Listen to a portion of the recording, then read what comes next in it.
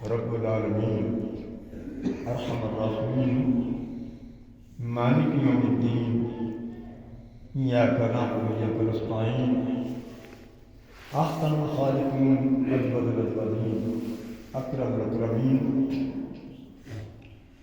غیاث المستغیثین دلیل المتحیرین جل جلالہ وعظم شانہ وعظم برہانہ وعظم اسمہ مولانا غیر وقت بے مثل بے مثال شاندار ہے کتاب قرآن مجید برہان رشید کے پارہ نمبر 19 سورہ الفرقان آیت نمبر 30 ارشاد ربانی وَلَقَدْ أَتَوْا عَلَى الْقَرْيَةِ اور ضرور یہ وہ آئے ہیں اس بستی پر اللہ کی ان کے رد مطر سود کہ جس پر پورا برسود برسا تھا آفلم یکون یرونہا تو کوئی یہ دیکھتے نہ تھے بل کان لا یرجون نشورا بلکہ انہیں جی اٹھنے کی امید تھی امیدیں تھی وَإِذَا رَأَوْكَ اور جب تمہیں دیکھتے ہیں اَن يَتَّخِذُونَكَ تو تمہیں نہیں ٹھہراتے الا ہوا مگر چھٹا احاد الذی بعث اللہ رسولہ کیا یہ ہیں جن کو اللہ تعالیٰ نے رسول بنا کر دی حضرات محترمہ حضرات نے پچھلی آیات مبارکہ میں حضرت موسیٰ علیہ السلام جناب ہارون علیہ السلام جناب نوح علیہ السلام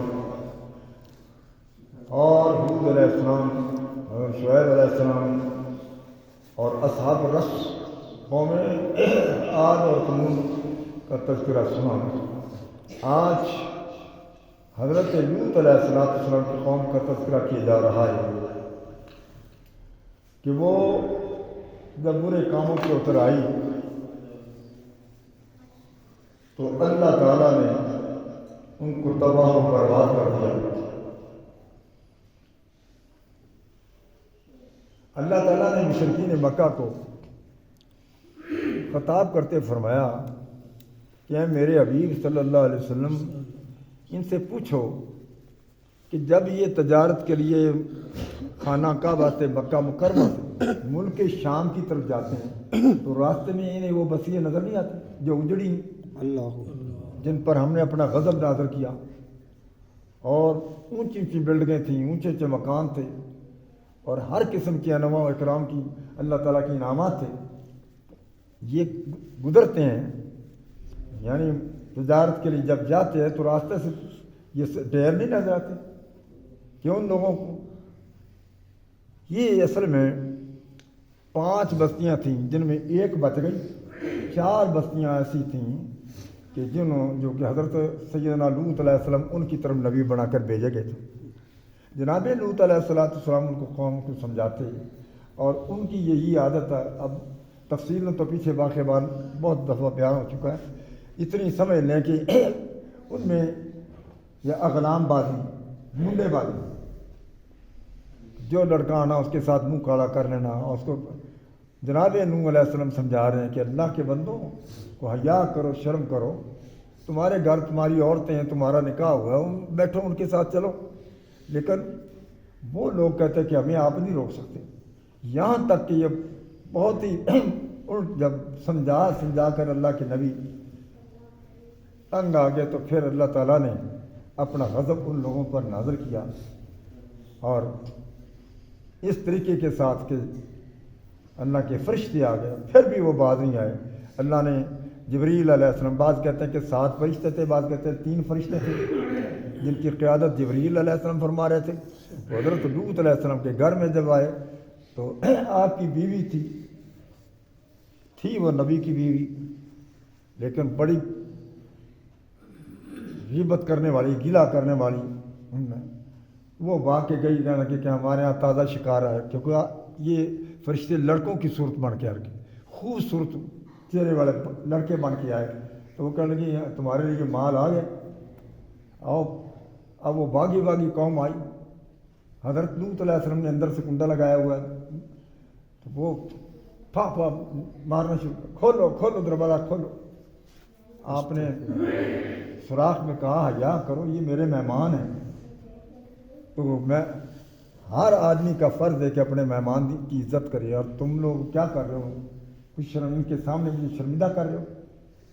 لیکن وہ کہنے کہ نہیں، انہوں نے دروازہ کے سب وہ حضرت جبریل علیہ السلام نے عرض کی حضور اب آپ گھبرائے نہیں، ہم آپ کو اپنا پتہ دے دیتے ہیں کہ ہم فرشتے ہیں. اور یہی آخری مرتبہ ان کو دکھانا تھا کہ دیکھ لو اب بھی باز آ جاؤ. لیکن کیونکہ وہ باز نہیں آئے، اب ہم ان پر عذاب نہیں کھول دروازہ. جبریل علیہ السلام نے ایسے کیا، وہ پچھلے پر گر گئے اور انیہ ہو گئے سارے. نہ کہو بھاگنا شروع کر دیا. لیکن اب کہاں جاتے؟ حضرت لوط علیہ السلام کی بارگاہ میں عرض کیا کہ اے اللہ کے نبی آپ اس طرح کریں. آپ کی 2 بیٹے تھے، 2 بیٹے تھے، بیٹا نہیں تھا. تو ان کو لے کر اپنے اہل کو، یا جو آپ کا کوئی ایک آدھا ماننے والے ہیں، ان کو لے کر آپ گھر سے نکلیں اور پیچھے کی طرف مت دیکھیں. چنانچہ آپ بھی اور آپ کی بیوی اور 2 بچیاں تھیں، یہ حضرات نکلے جب، اب پھر اوپر سے اللہ تعالیٰ کی طرف سے پتھر برسنے شروع، اور ہر ایک پتھر پر اسی کا نام لکھا تھا جس کو سزا بنی. اس طرح گیا، اس طرح غضب آسمان سے پتھر برسنا شروع ہو گئے. حضور علیہ السلام معراجی میں گئے تو آپ نے دیکھا کہ ایک پتھر نظر آیا سرکار کو. فرمایا جبریل یہ پتھر کیسا ہے؟ عرض کی حضور جب قوم لوط پر اللہ کی طرف سے عذاب آیا تھا تو اللہ تعالیٰ نے ہم نے یہ پتھر اللہ کی اجازت سے یہاں بچا لیا ہے تاکہ آپ کو دکھائیں کہ ان پتھروں کے ساتھ ان کو مارا تھا. اللہ. تو وہ اسی طرح عورت نے جب دیکھا، جب پیچھے مار پڑی اور گرے اور ان کی آوازیں آ رہی، اس نے جب پیچھے دیکھا ایک فرشتے سے رکھ کے مارا، اس کو بھی ختم کر، کیونکہ نافرمان تھی. تو اوپر سے لیکن اندر سے سارا کوئی وہی بتاتی تھی. تو اس طرح اللہ تعالیٰ نے اس قوم کی یہ 5 بستیاں تھیں، اور بڑی بستی صدوم تھی، اور باقی ایک بستی ایسی تھی کہ جس وہ کام نہیں کرتے تھے. قوم لوط والا کام نہیں کرتے تھے، مڑے بازی والا کام نہیں کرتے تھے، ان کو اللہ تعالیٰ نے بچا لیا. باقی 4 کے 4 جتنے تھی وہ ایسا گرایا کہ وہ ڈھیر بڑھ گئے. تو اللہ تعالیٰ نے اپنے محبوب علیہ السلام سے خطاب کرتے فرمایا کہ پیارے یہ بستی اس پر گزرتے ہیں، اس بستی پر گزرتے ہیں جہاں ہمارا عذاب آیا. کیا یہ دیکھتے نہیں ہیں کہ جب ہم نے پتھروں کی بارش ان پر کر دی؟ اور اب بھی انہیں، لیکن یہ اس لیے نہیں مان رہے کہ ان کو مرنے کے بعد اٹھنے کا عقیدہ نہیں ہے، جبھی تو یہ کر رہے ہیں.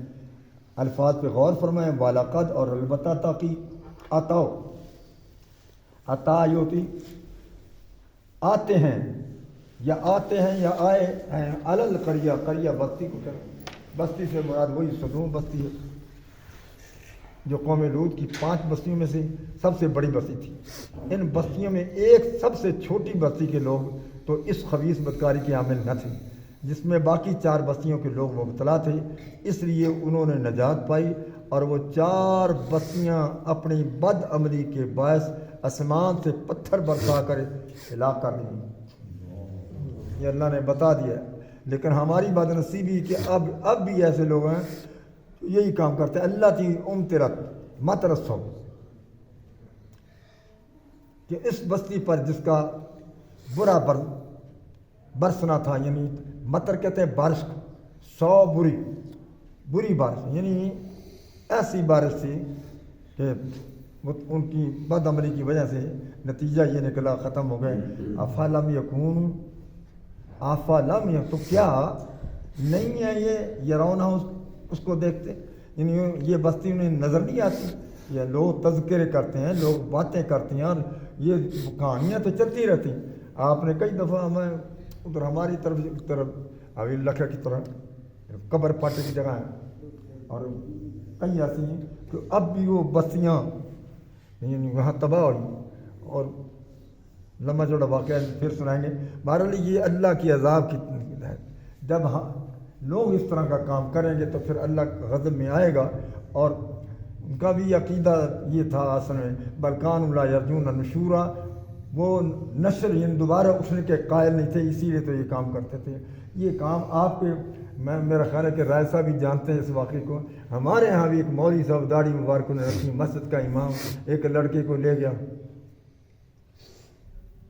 آپ کو یاد آئے گا، وہ لڑکے کو لے گیا اور وہاں تجھے کاٹن کا کپڑا سوٹ لے کر دوں. وہ بچے جو لالچی ہوتے وہ چلے گئے. وہاں پیچھے پتہ لگا، لیکن غیرت مسلمان کی یہ تھی کہ ہمارا وہاں ایک حکیم صاحب تھا، اس نے حد کر دی، مارا تو اس کو بہت زیادہ 2 دفعہ مارا، پھر اس کی داڑھی انہوں نے صاف کر دی. اب بھی وہ یہاں موجود ہے، آپ کے یہاں آسے پاسے پھرتا ہے، اب بھی وہ نہیں معاف کرتا. تو یہ قوم لوط کا کام جو حرام زدگی کا کام اور بے قیاسی کا کام بعض ایسے بد نصیب لوگ کرتے ہیں کہ وہ سمجھتے ہیں کیا بیوی ہے بچے ہیں لیکن غیرت نہیں ہے. کتنے دفعہ اس طرح یہاں معاملہ ہوا. بہرحال اللہ تعالیٰ اس ایسے کاموں سے راضی نہیں. اب بھی بد نصیب لوگ غیر ممالک کہ انہوں نے جنسی تعلقات پیدا کیے ہیں. یا آپ اخباروں میں پڑھیں تو وہ کہتے ہیں عورت کے ساتھ مت کرو، مرد کے ساتھ کریں. یہ لعنت ہے. اللہ تعالیٰ کے نبی نے فرمایا اس مرد پر لعنت ہے جو مرد کے ساتھ کرتا ہے، اس عورت پر مارتے ہیں جو عورت کے ساتھ کرتی. عورتیں میں آپس میں وہ کہتی ہیں جتنا مزہ آپس میں آتا نہیں آتا معاذ اللہ. یہ تو اللہ تعالیٰ کے ایسی قوم پر تمہیں سبق یہ دیا جا رہا ہے کہ کوئی ایسا بدبخت کوئی آدمی ملے لڑکا ہے اس سے دور ہو جاؤ اور اس کو مارو اور بتا دو اپنے ماں باپ کو کہ یہ ایسی حرکت کرتا ہے، اس لیے کہ یہ سب سے گراؤنا گندا یہ کام ہے. اللہ تعالیٰ مسلمانوں کو بچوں کو محفوظ فرمائے. وہ ماں